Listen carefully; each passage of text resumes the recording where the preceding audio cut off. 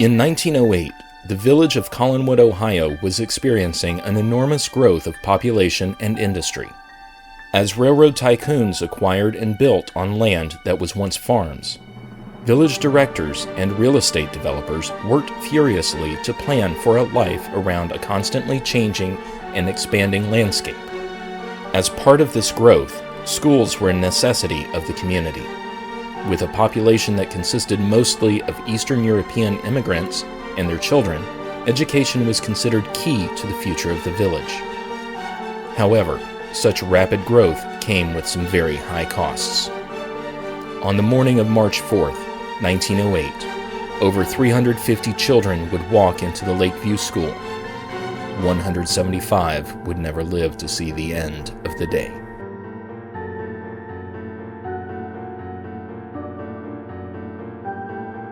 Now, 115 years later, Jeff Moss, Tyler J. Thomas, and I, Tim Coleman, will tell this story and examine what was to blame for this senseless loss of life and how we prevent it from happening again today. This is The Three Tumblers.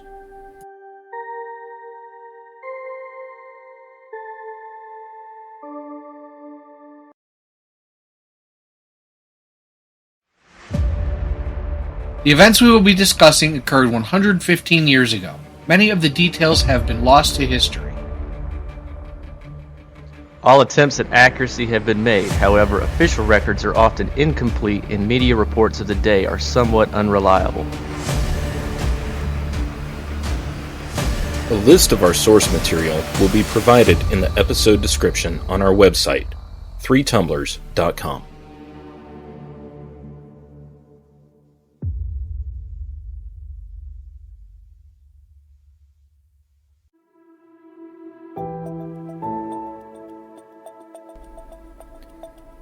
In the mid to late 1800s, Collinwood, Ohio was a mostly agricultural community. Located just outside of Cleveland, there were lots of wide open spaces, fresh air, and a small community of locals.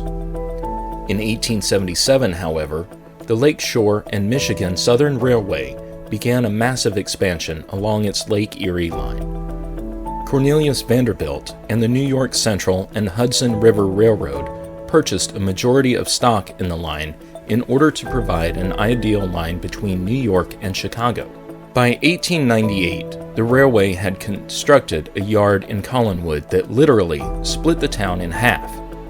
Local real estate companies planned to use large swaths of land for residential construction. Anticipating future growth, these investors planned lots for residential housing and commercial buildings alike. In addition to the railroad maintenance shops, there were other industries like Browning Engineering, Peerless Manufacturing, and the Lind Paint Company, all building facilities along the tracks. Property developers had built scores of single-family homes in anticipation of the coming population boom. Most of these houses were 20 by 30-foot, two-story structures. Families moving to the area typically had between 2 and 5 children. Although living in a cramped 1,200 square foot home could be tough at times, they made it work on the hopes that the money coming in would lead to bigger, better things. However, there were certainly some drawbacks of the time.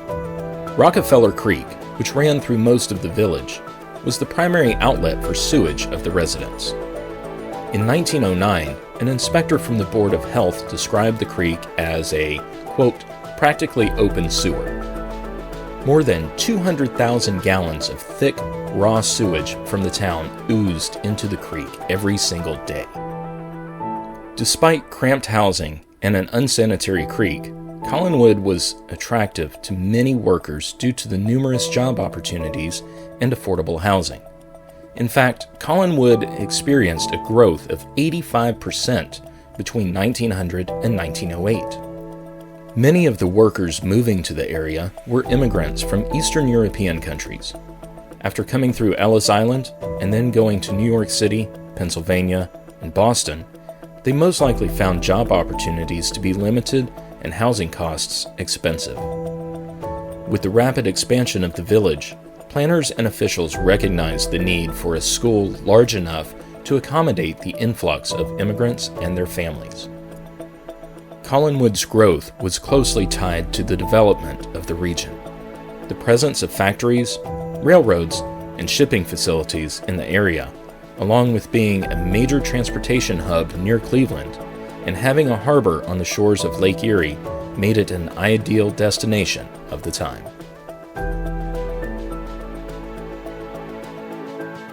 Tyler and Tim know this, but the listeners may not know that I live in Cleveland in one of the suburbs. So I'm sort of familiar with the Collinwood area, and it's an older, formerly industrial area. There's a lot of abandoned factories, warehouses, things like that. There's not a ton of industry there anymore. Doing some research for the show, I actually went there, and you'll see some pictures. And my dad and I drove around the area, and there's a lot of places where stuff used to be. And it's the school is newer, and there's some newer buildings in the area, but the actual heart of Collinwood fairly abandoned.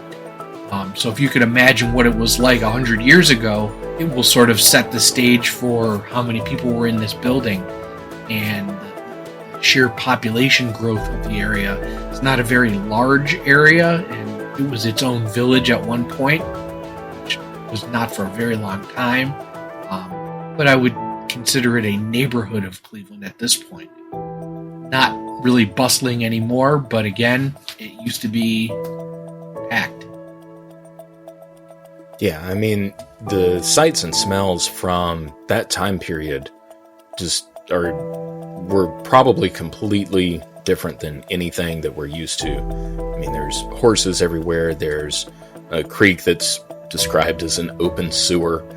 You have no air quality controls on any manufacturing plants, so the atmosphere itself is going to smell a lot different. It's going to just give off an entirely different vibe. You don't have any car horns, but you do have shouts from people trying to, sell goods on the sidewalk. You have sounds from the manufacturing shops. Just researching this episode just kind of takes you back in time, and it's kind of cool to think about it in some ways. I have some first-hand experience growing up in a fast-growing city like this. I grew up in McDonough, Georgia in the late 90s, early 2000s, which was, depending on the metric used, either the fastest-growing city in America at the time or at least in the top 5. And I was looking at the growth rates because that's just what they told us when we were in school, but year over year, growth was between 160 and 190% in terms of population. So I remember nonstop traffic, constant construction, but most importantly, and I guess most appropriately given this episode, I remember overcrowded schools. It takes start to finish years to build a school. So when your year-end growth is 160, 190% a year, that just exacerbates things because you're loading the existing schools beyond capacity year after year after year until the infrastructure can catch up. But fortunately, they didn't just cram us 50 into a classroom. They utilize trailers, classroom trailers. I can remember at some point in my freshman year, there were about 60 trailers on campus at this high school that would normally serve 2,000 kids. That's how overcrowded it was.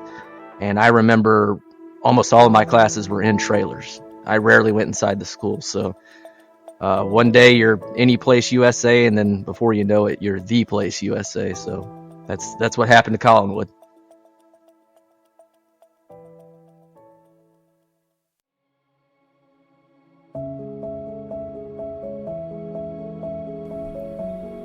In 1898, the cornerstone of the Lakeview School was laid. Completed 3 years later in 1901, it reflected the Greek Revival design which was popular at the time. A substantial 2-story brick building, it housed numerous classrooms, a full basement housing the mechanical components for heating, and a prominent front entrance. The building's design included large windows to allow natural light into the classrooms and to provide ventilation, which was essential in an era without air conditioning. With brick pier construction for the exterior walls and timber interior walls with wooden lathe and plaster, as well as wooden floors, the building was considered typical of the day. The footprint of the school building was 66 feet by 84 feet.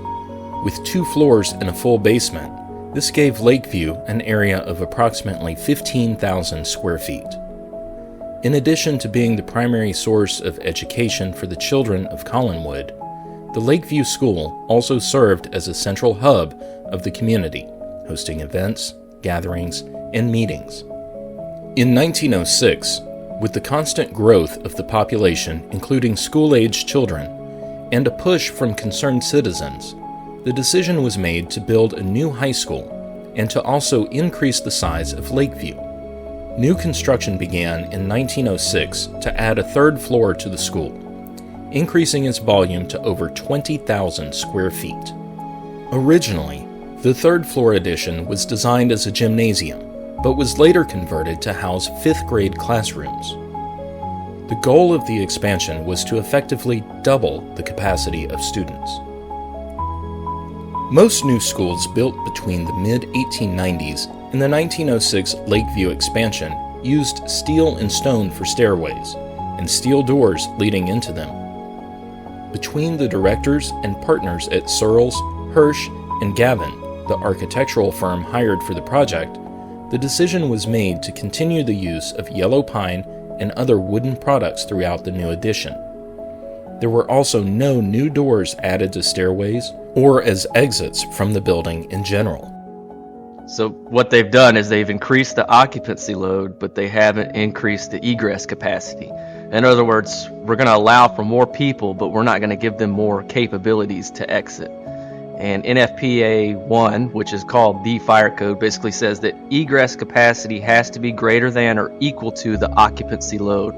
And both are calculated using mathematical formulas, so it's not arbitrary and the same rules apply to everybody. But even if this was in place at the time, they've basically just thrown it to the wind. And kind of to understand why this happens, you have to view it from the mindset of the builders, I suppose. If the bones of the building can support additional structure on top, it's incredibly easy just to add to it. You're not changing anything else, you're just tacking on to what's already there. What isn't easy, though, is reconfiguring the entire building's interior below it, specifically the stairwells, exterior doors, all of that. That takes significant changes to the point that, at that time, you might as well just have ripped it all out and started from scratch. But that's not viable given the growth and the timelines. They need something quick, fast, and in a hurry, and life safety be damned. Yeah, it obviously, with things that are just exploding, literally, they took shortcuts. And they probably didn't know any better back then, which seems to be a trend with our previous episode. Who would have thought that you should have a door open outward? You don't know what you don't know, unfortunately, and back then I guess they just didn't know. Or they would just hope nothing bad would happen. That didn't work too well. And as we're about to find out, a lot of that was due to money-saving concerns. You see, with a lot of small towns even today, they might have a decent-sized tax base, but the town board members, village directors, whoever are in charge of the purse strings are kind of cheap, and they don't want to spend a lot of that capital.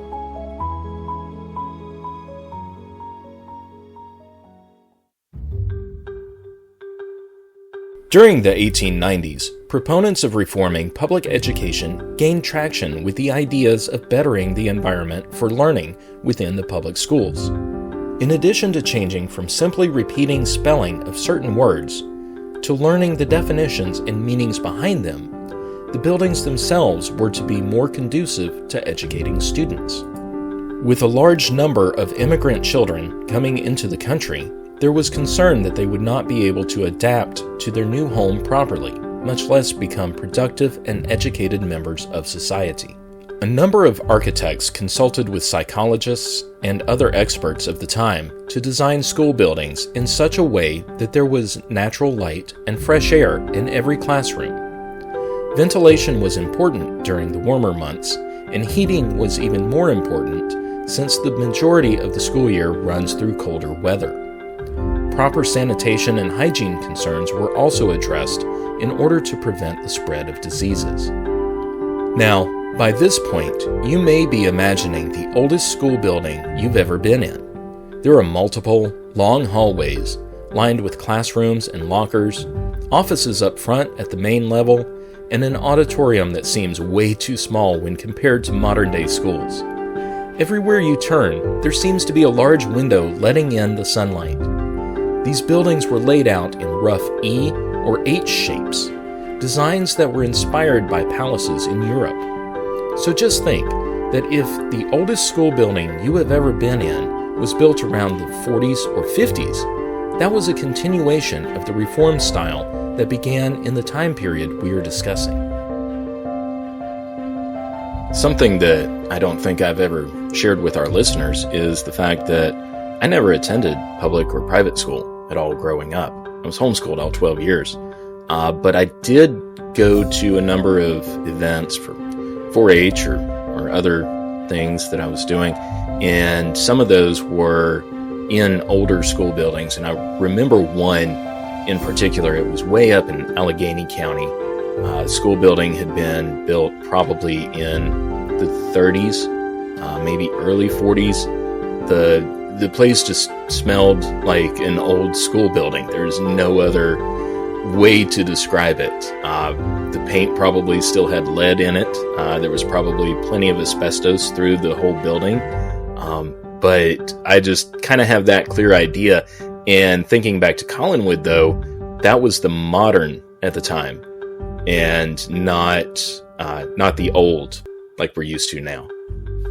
Yeah, and they're actually starting a project. The elementary schools that I went to were built in the late 50s, and they'd been remodeled over the years, and now they're going to be knocking them down and building new ones. Middle school that I went to is no longer there. It was built in the 70s. It was a 70s nightmare. They knocked it down and built a new one about 20 years ago because it was all designed as an open floor plan, and then they put walls up later. Just had a lot of issues. It was architect's cluster F. And high school's been mostly remodeled too. So there's a mix. When you go back to the elementary school to vote, you realize how much older these buildings are and there are some older schools in some of the other suburbs. As far as I know, the outsides look old, but the insides are new. I don't personally go into a lot of them. The school districts that we service, most of their buildings are pretty new as well. So they're not building buildings, most schools don't last for 60 years. It's almost like where you were in Collinwood and all that was one step above a one-room schoolhouse, which I'm being over-exaggerating a little bit, but not that far off. It doesn't seem like there was a ton of foresight. Jeff, do they still heat schools up there using steam? I'm pretty sure it's all boilers. I don't think it's actual steam. I'm not really sure. I guess it would be hot water heat or forced air, not an HVAC. I would say that the buildings that we still have here that have those old boilers, I guess that would still be steam heat. Radiator type things in each room. I don't think new buildings are done that way, but the ones that still exist that have their boilers are still boilering. I remember watching movies and stuff in high school and as a kid, and I was flabbergasted anytime I saw a boiler room in a school, because I've never seen anything like that. We don't have it down here. There's a scene in Nightmare on Elm Street where Freddy's chasing a girl in a boiler room at a high school, and I was like, where is this room in my school? So down here, and I guess kind of what it sounds like they're doing up there now, is we've always used heat pumps, but we don't have nearly harsh winters like they do up north. So you're picturing the basement in Home Alone, that Kevin goes down there and the big furnace is eating him? Yeah, basically. We don't have that here either. I've never seen that. So it's interesting to think about how they do it in different climates. Obviously, it gets a lot colder in Ohio than it does in Georgia or South Carolina, but it does sound like dangerous equipment, because I've worked at a hospital where we did have a steam plant to help with sterilization and stuff like that, and going in there and doesn't seem safe. I mean, I know it's safe, but it certainly looks intimidating, like Kevin found out in Home Alone. So speaking of steam plants, not to get completely off topic, but my college, all the buildings were connected together to a central steam. They actually built a new steam plant under the basketball arena. There's a giant rocket on the side of the building that emits white steam, and it's pretty funny. But it was not uncommon to have steam tunnel. You would see steam coming out of the ground all the time, not necessarily from leaks, but just through the manholes, and they're always working on stuff. But it was all the buildings were centrally. You had air handlers within the buildings, but the actual steam and hot water was centrally generated. There's a lot that goes into that. If you're thinking that this is how the Lakeview School looked, you would be completely wrong. While the trend had been to have buildings laid out with multiple wings and hallways, Lakeview School was essentially built as a rectangular box. Although the 1906 expansion added a third story with steeply pitched gable roofs, underneath those roofs was essentially a box made of brick and wood. Students and staff approached the east entrance on Collinwood Street into one of two main stairways. After walking through the doors, vestibules, and up the steps, they found themselves in a roughly oval-shaped area on the first floor. To the right was the first grade classroom of Miss Pearl Lynn, and to the back right was Miss Ethel Rose's kindergarten class. To the rear left was the first grade classroom of Miss Ruby Irwin. And finally, on the left front side of the first floor was the third grade class of Miss Grace Fisk. Between the two classrooms on the right were wardrobe areas where students not only hung their heavy winter coats, but could also keep their books and other school supplies. A teacher's room was located between the first and third grade classrooms. On the far side of the middle landing area was another set of stairs. Both ran the entire height of the building, from basement to third floor. They also both had entrances and exits for the building, along with vestibules and wardrobes that were added during the 1906 expansion. The second floor was nearly identical to the first, with the exception that the school library occupied the space that the teacher's room did on the first floor. While there are no longer any existing diagrams of the third floor, it was constructed on top of the original building with plans to be a gymnasium. However, with the constant growth of student population, it was soon converted to classrooms for the 5th grade students. Now, this may seem strange to most of you listening, but there were no restroom or toilet facilities on the first, second, or third floors. While the Lakeview School did have indoor plumbing, all of those facilities were located in the basement. Even more unheard of today, there was only separation of genders and not age. In addition to the restrooms, there were also rooms for coal storage, waste ash, and strangely, also playrooms. The basement also housed 2 boilers in the center of the floor, directly under the center oval-shaped area, just like the first and second floors. These coal-fired units produced pressurized steam for heating. Pipes ran from the basement to a number of cast-iron radiators located throughout the school to provide heat during the cold Midwest winters. While some reports say that these pipes were insulated with asbestos, there were certainly no fire breaks along them between the floors. The most dangerous heating element in my house, which was my school, was the propane infrared heater that we had in the downstairs hallway, and I learned that lesson a couple times getting too close to it by accident. But it did keep the house warm during the couple weeks of winter that we would have every year. But Collinwood, still, you would think that with 350 kids inside, even today they still keep schools rather warm during the winter, like uncomfortably warm for me. And I love hot weather, warm air, but they still keep it really warm. But with that many people inside of a structure, you're still going to get some body heat, but I guess it wasn't as well insulated back then either. Yeah, I'd be curious, because I know heat pumps had been around since the 18th century. I'd be wondering, why they didn't have them here. Maybe it's because the winters were too cold to keep up? I know you said at the intro that there was snow on the ground at the time. Do you have an idea about how cold it was in terms of Fahrenheit on the day of the fire? Yeah, the night before the fire, it got down to about 23 degrees Fahrenheit, and around the time of the fire, it had warmed up to a balmy 30 degrees. Okay, yeah, that's exceptionally cold down here. I mean, the coldest it usually gets during winters is low 30s, sometimes high 20s, and then every once in a while we get down into the teens or single digits, but that's exceptionally rare. So, okay, that might explain why they have what they have and when they had it.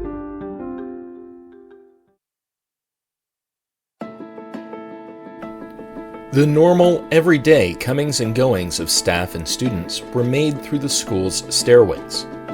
The east stairway was considered to be the main entrance, likely due to facing the street where all the students walked up from.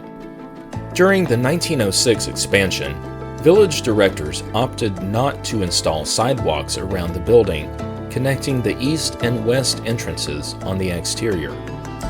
As discussed earlier, this was a cost-saving measure. A sidewalk did exist from the street to the main east entrance, however.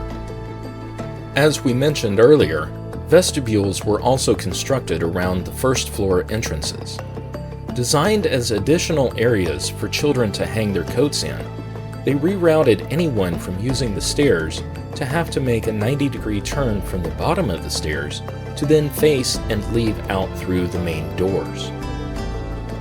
There was also a fire escape on the north side of the building that covered from the third floor almost down to the ground, but not quite.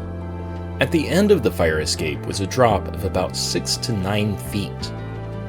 Speaking of fire escape plans, fire drills were regularly practiced, with one occurring earlier in 1908. During these drills, students were instructed and trained to follow one route of egress, out the front doors. No drills included the fire escape, and only some included using the west or back entrance. While there is no documentation that specifies what exactly was done during these drills, it is certainly not the orderly procedure that is carried out in schools all around the world today. If you've attended public or private school in the past 40 years, you certainly have memories of these drills that were conducted nearly every month. Deafening alarms would scream through the halls, strobe lights flashed everywhere, and doors that were normally open suddenly closed. You lined up in your classroom behind your teacher and followed them in single file down the hall, out the door, and to your designated rally point. There, you would silently stand in line while your teachers counted and checked that you and all of your classmates were accounted for.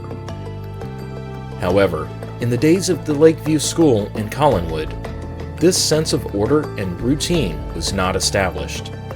Whether this was due to inadequate training or negligence remains lost to history. Well, I wish I could say that this fire was the main driver of fire drills that we all did as kids in school, but it wasn't. If you want a school fire to point to for that, it was the Catholic school in Chicago, Our Lady of Angels. In 1958, they had a massive fire. Not nearly the amount of loss of life as we're discussing here, but it was serious enough that everybody in the country pretty much got serious about conducting regular fire drills after that point. Naively as a kid, I loved the fire drills because it meant 30 minutes outside of the class at least, so I loved participating.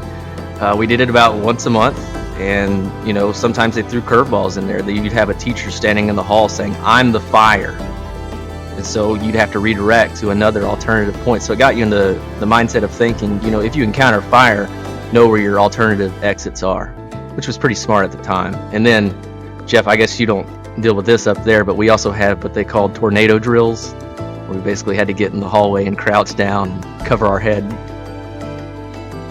Yeah, of course we had those, but you would walk through the school past a glass-filled atrium to go to the basement. It was the stupidest thing.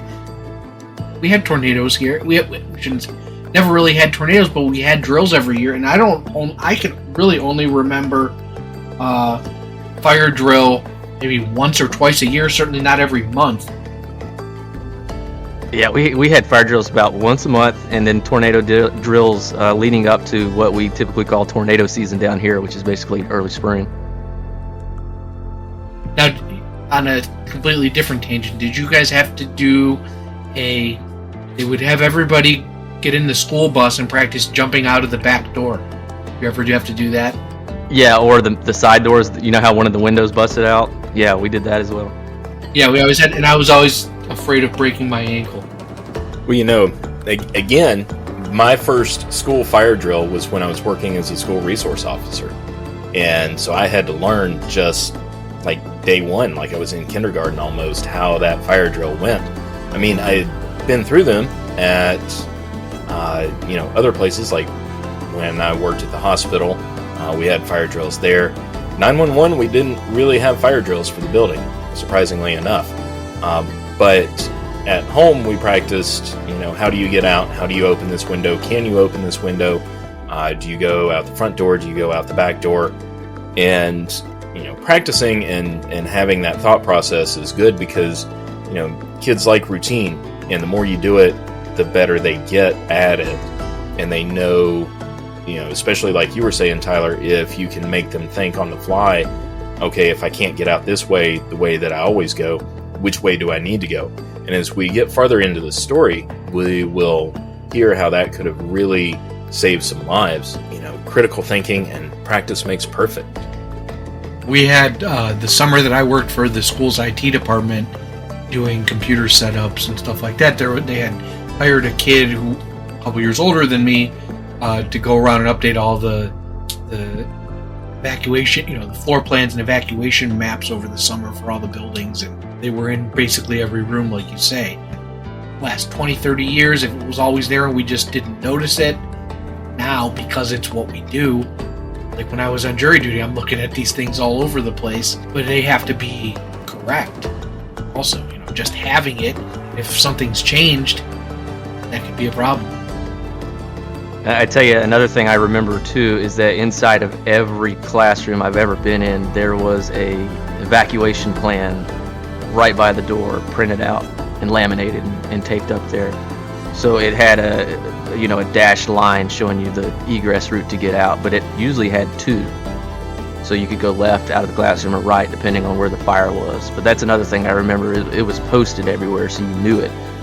Absolutely. And, I think that regular practice is something that, the more we talk about it, the more we will see where having those regular drills is a lifesaver.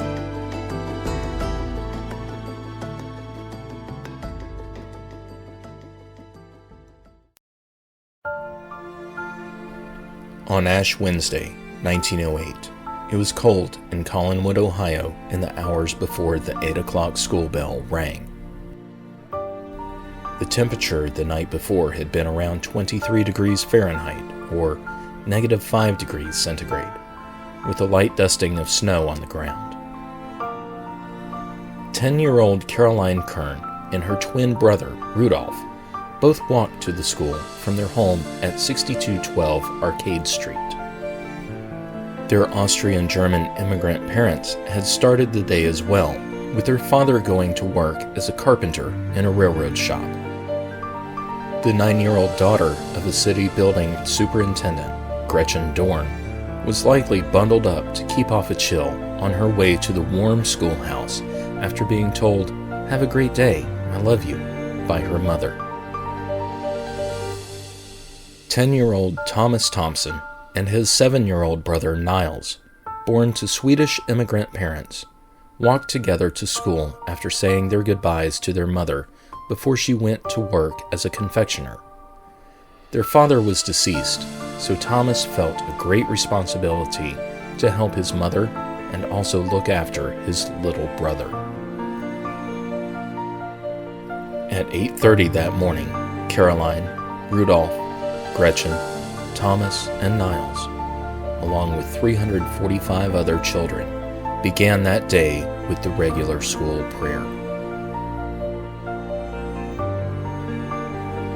Within 2 hours, they would be speaking in person with the God they just prayed to.